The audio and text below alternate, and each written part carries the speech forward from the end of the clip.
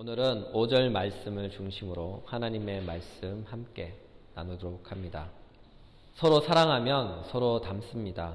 남녀가 서로 사랑하면 서로의 모습에서 상대방의 모습이 나타납니다. 부부가 살다 보면 서로를 닮아서 상대방에게서 닮은 모습이 생각과 말과 행동으로 나타납니다. 그러나 서로가 닮는다는 것은 서로가 모든 면에서 똑같아진다는 것을 뜻하진 않습니다.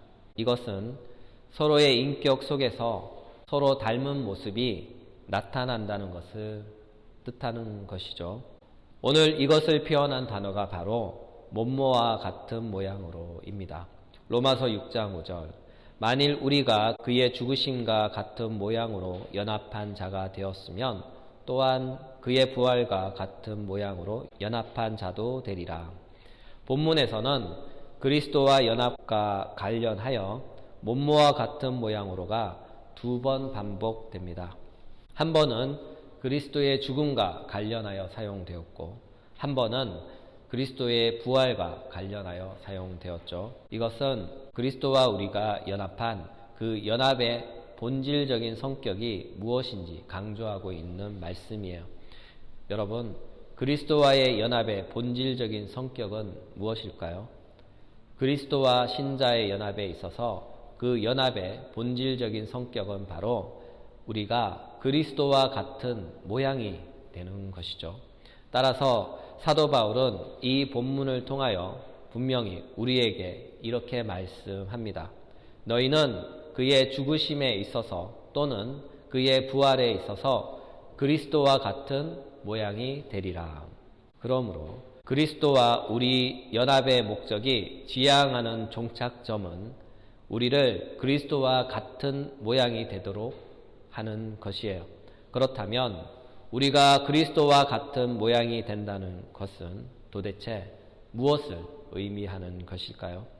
우리가 그리스도와 동일한 존재가 된다는 뜻일까요? 아니면 그리스도처럼 유사한 존재가 된다는 뜻일까요? 이에 관한 물음에 대하여 많은 주석가들은 공통적으로 이렇게 답합니다. 우리의 죽음과 그리스도의 죽음은 동일하지 않으며 우리의 부활과 그리스도의 부활은 동일하지 않다. 그 이유는 무엇일까요? 그리스도에게 일어난 죽음과 부활은 모든 면에서 그 독특함과 그 고유함을 지니고 있기 때문이에요. 그렇다면 그리스도의 죽음과 부활이 독특하고 고유한 까닭은 무엇일까요? 그 이유는 다음과 같습니다. 우리는 아담의 한 범죄로 인하여 죄 가운데 죄인의 후손으로 출생했습니다. 반면에 그리스도는 죄가 없는 가운데 죄 있는 육신의 모양으로 오셨고 더욱이 그리스도는 성령으로 출생하셨어요. 또한 우리는 처음부터 하나님의 피조물이었으며 지금도 여전히 그렇고 앞으로도 영원히 그럴 것입니다. 반면에 그리스도는 영원 전부터 하나님의 아들이었으며 지금도 그렇고 앞으로도 영원히 그럴 것입니다. 이와 같은 까닭으로 그리스도의 죽음은 우리와 같지 않고 그리스도의 부활 또한 우리와 같지 않습니다. 그러므로 우리는 여기서 2가지 측면을 고려해 보아야 합니다. 하나는 구속사적인 측면과 또 다른 하나는 종말론적인 측면이에요. 먼저 구속사적인 측면에서 살펴본다면 그리스도의 죽음은 자신의 죄값에 대한 죽음이 아니라 하나님의 아들로서의 죽음이며 대속을 위한 죽음입니다. 요한복음 3장 16절. 하나님이 세상을 이처럼 사랑하사 독생자를 주시니 이는 그를 믿는 자마다 멸망하지 않고 영생을 얻게 하려 하심이라. 하나님께서 당신의 아들을 세상에 주신 이유는 명백합니다. 그리스도를 믿는 자마다 멸망하지 않고 영원한 생명을 얻도록 하는 데 있어요. 이와 같은 이유로 그리스도이신 예수님께서도 이렇게 말씀하셨죠. 마가복음 10장 45절. 인자가 온 것은 섬김을 받으려 함이 아니요 도리어 섬기려 하고 자기 목숨을 많은 대속물로 주려 함이라. 이것은 예수님의 선명한 자의식이었어요. 따라서 그리스도의 죽음은 자신의 죄에 대한 죽음이 아니라 죄인을 위한 대속적 죽음인가 동시에 하나님의 뜻을 이루기 위한 순종으로서의 죽음입니다. 그러므로 그리스도의 죽음과 우리의 죽음은 근본적으로 차원이 전혀 다른 성격의 죽음이에요. 두 번째는 종말론적인 측면에서 고려해 보아야 합니다. 우리가 흔히 종말하면 세상의 마지막 끝날이라고 생각합니다. 이것은 종말에 대한 여러 정의 가운데 하나입니다. 사실상 성경에서 정의하는 종말은 몇 가지 됩니다. 그 중에서 본문과 관련하여 세 가지만 나열해 보면, 첫째, 예수님께서 이 땅에 오심이 종말입니다. 히브리서 1장 1절에서 2절. 옛적의 선지자를 통하여 여러 부분과 여러 모양으로 우리 조상에게 말씀하신 하나님이 이 모든 날 마지막에는 아들을 위하여 우리에게 말씀하셨으니 이 아들을 만유의 상속자로 세우시고 또 그로 말미암아 모든 세계를 지으셨느니라.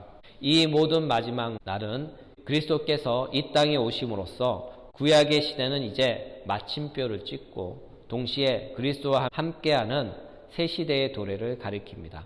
다시 말해서 그리스도의 초림과 재림 사이의 시대를 마지막 날, 종말이라고 합니다. 따라서 종말은 그리스도의 오심으로써 시작되었고 그리스도가 다시 오심으로써 종결됩니다. 이를 볼 때 우리는 종말의 어느 한 지점에 살고 있고 또한 종말의 끝날을 소망하며 살아가는 사람들입니다. 여기서 우리의 소망이란 바로 예수 그리스도의 재림을 가리키죠. 이와 같은 이유로 사도 요한은 계시록에서 이 소망을 이렇게 갈망합니다. 계시록 22장 20절. 이것들을 증언하신 이가 이르시되 내가 진실로 속히 오리라 하시거늘 아멘 주 예수여 오시옵소서. 여기서 아멘 주 예수여 오시옵소서. 이 고백은 종말을 고대하며 종말의 시대를 살아가는 그리스도인들의 참 소망의 표현입니다. 그러므로 우리도 이와 같은 참 소망을 가슴에 품고 살아가시는 소망의 그리스도인들이 되시길 예수님의 이름으로 축복합니다. 둘째, 개인적 종말이 있어요. 개인적 종말은 사람이 태어나서 죽음을 맞는 그 순간 바로 종말입니다. 우리의 주님이신 그리스도께서도 그 자신께서는 비록 하나님의 아들이셨음에도 불구하고 죄 있는 육체를 가지셨기에 죽음을 경험하셨어요. 그리스도께서는 죄가 없으신 무죄하신 분이셨지만 그럼에도 불구하고 죄인들처럼 죽으셨습니다.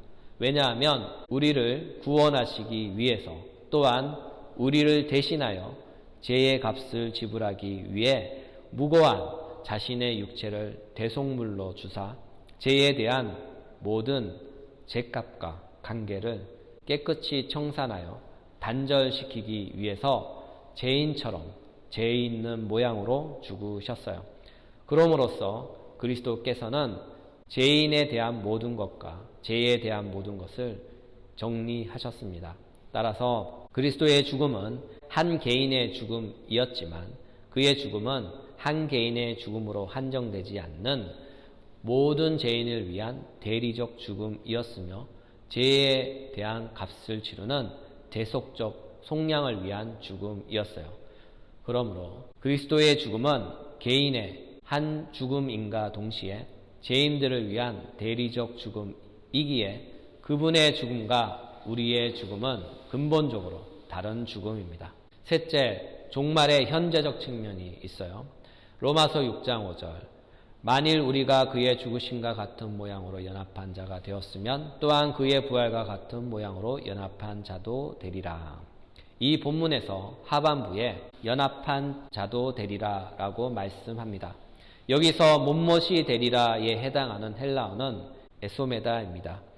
헬라어 에소메다는 못못이다를 의미하는 존재 동사 에이미의 미래 직설법입니다. 에소메다가 다가올 미래, 다시 말해서 종말론적 어느 시점에 이루어질 일을 가리키는 예언적 미래용법이지만 이 본문에서는 격언적 미래용법으로 사용되었어요. 격언적 미래란 현재로부터 필연적 미래로 연결되는 미래를 말합니다. 쉽게 말해서 우리가 그리스도를 믿고 중생하는 그 순간부터 필연적으로 완성에 이르는 그 모든 정가정의 확실성에 대한 표현이 격언적 미래입니다. 따라서 그리스도의 죽음과 부활은 우리의 구속에 있어서 과거 2000년 전에 어느 한 시점에 단 한 번 발생했던 단회적 사건이지만 그 한 번의 사건은 그 순간 그 당시 사람들에게만 지속성 있고 효력이 있는 것이 아니라 그 사건의 발생 그 순간부터 시간과 공간을 초월하여 영원에 이르는 절대적인 지속성과 효력성을 지닌다는 그런 뜻이에요. 이와 같은 이유로 그리스도의 죽음과 부활은 두 번 다시는 반복되지 않아요. 이것은 이미 2000년 전에 성취되었고 완성된 하나님의 뜻이며 현재도 여전히 유효하고 앞으로도 영원히 효력 있는 그리스도의 사역입니다. 이상으로 우리는 그리스도의 죽음과 부활에 있어서 두 가지 측면을 살펴보았어요. 지금까지 서술된 결과를 볼 때 그리스도의 죽음과 부활은 우리가 경험하는 것과는 본질적인 면에서 그 성격이 전혀 다르다는 것이죠. 그렇다면 이렇게 그리스도와 우리의 죽음의 본질과 성격이 다른데 우리는 어떻게 사도 바울의 교훈처럼 그리스도와 같은 모양이 될 수 있을까요? 그것은 바로 그리스도와 연합하면 그리스도와는 똑같진 않지만 그리스도와 유사해진다고 말씀합니다. 그래서 사도 바울은 이와 같은 표현을 이렇게 표현하죠. 몸모와 같은 모양으로, 몸모와 같은 모양으로. 몸모와 같은 모양으로의 헬라어는 호모이오마티입니다. 호모이오마티의 원형은 호모이오마인데요.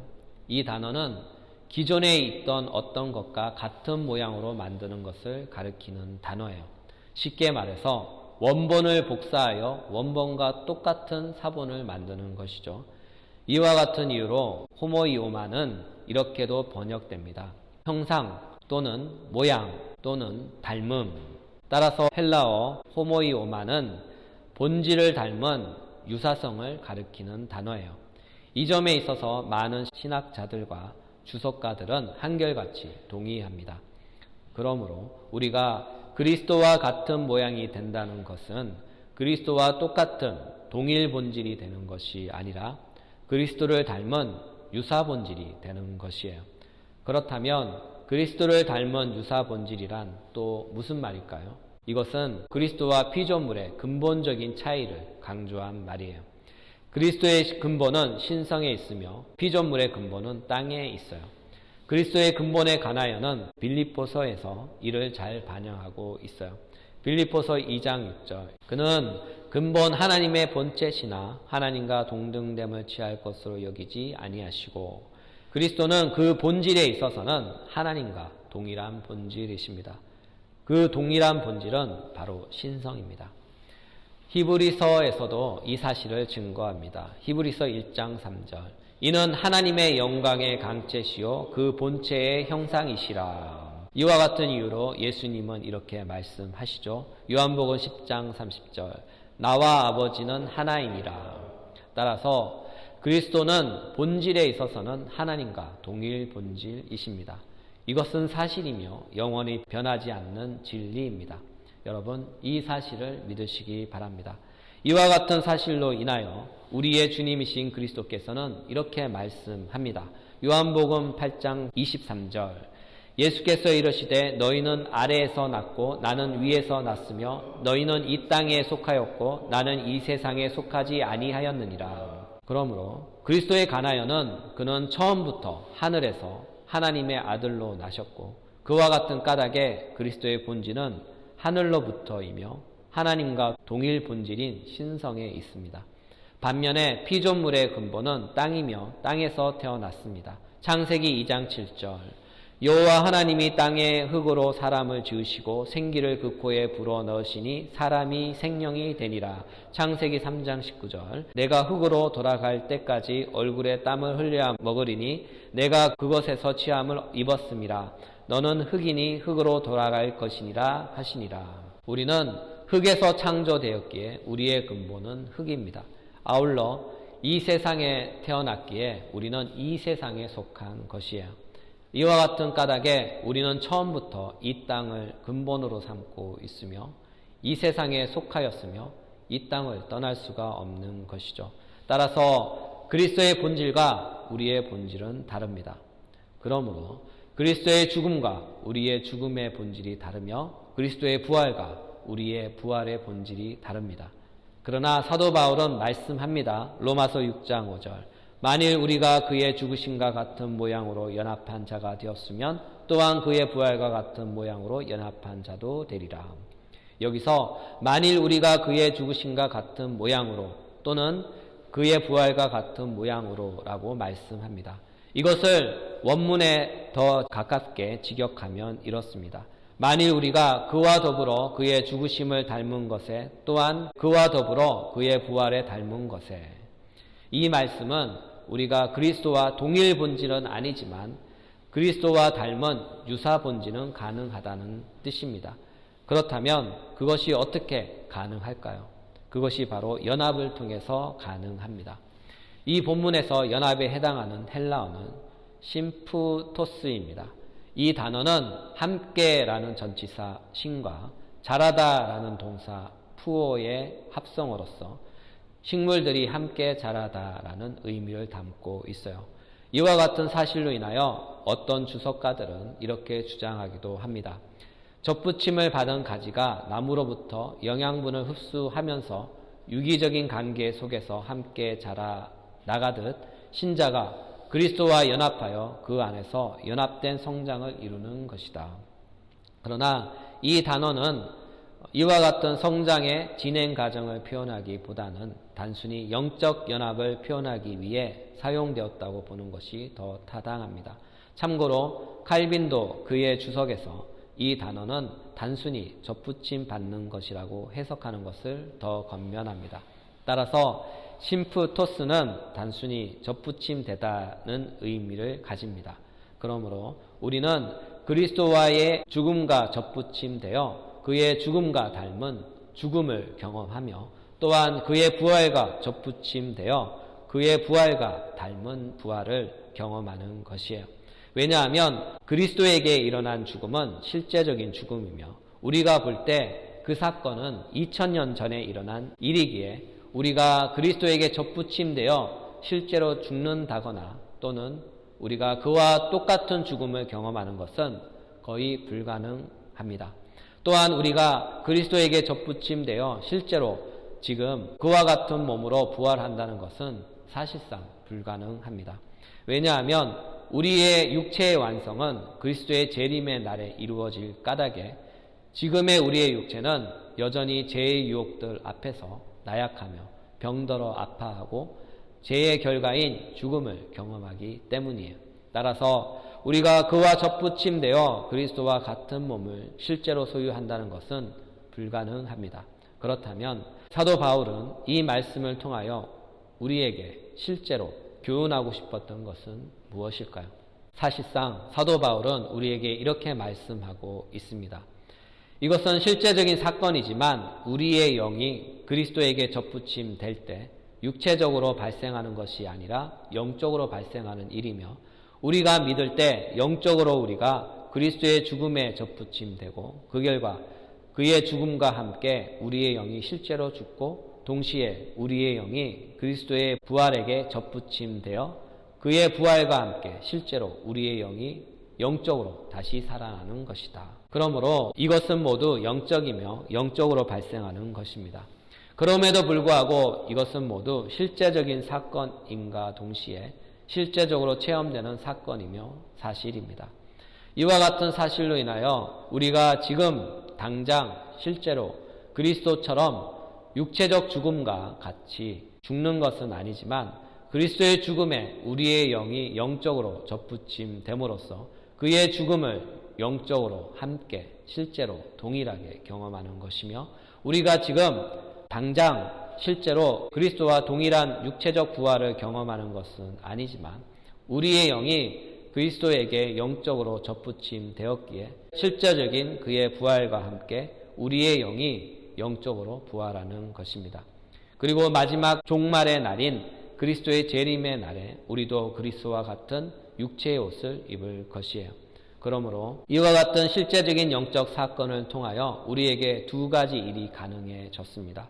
하나는 우리는 실제적인 죽음을 경험하지 않고도 죄에 대하여 죄에 관한 모든 것이 청산될 수 있으며 죄에게서 완전히 해방될 수 있다는 것이죠.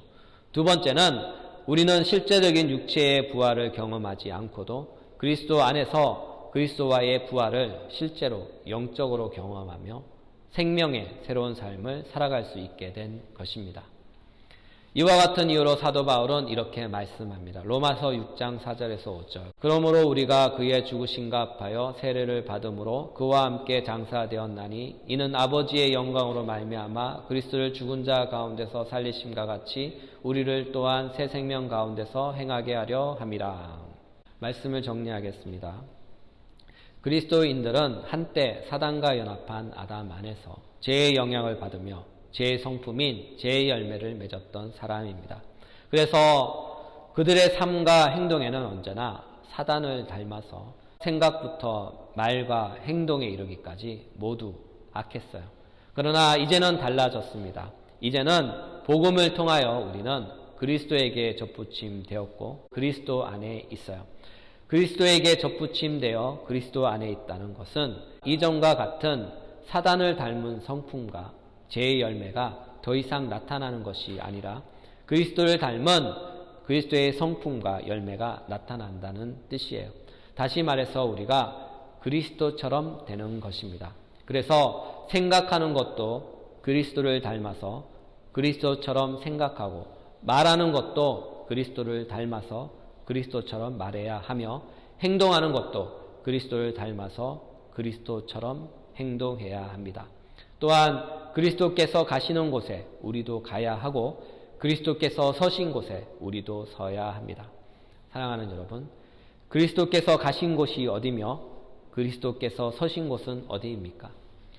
그리스도께서는 하나님을 향해 가셨고 그리스도께서는 사랑의 길로 가셨고 의의 길로 가셨으며 간용과 용서의 길로 가셨어요. 또한 그리스도께서는 하나님을 향하여 섰습니다. 사랑하는 여러분, 그리스도께서 이렇게 하셨다면 우리도 그리스도처럼 해야 합니다. 이것이 그리스도의 죽음과 부활을 담는 것이며 그리스도인의 존재 방식이며 삶의 양식입니다. 이번 주에도 우리 앞에 주어진 생명의 새로움을 살아갈 때 사단 안의 옛 성품대로 살지 마시고 그리스도 안에서 그리스도를 닮은 성품과 열매를 맺으며 그리스도와 닮은 삶을 살아내시길 예수님의 이름으로 축복합니다.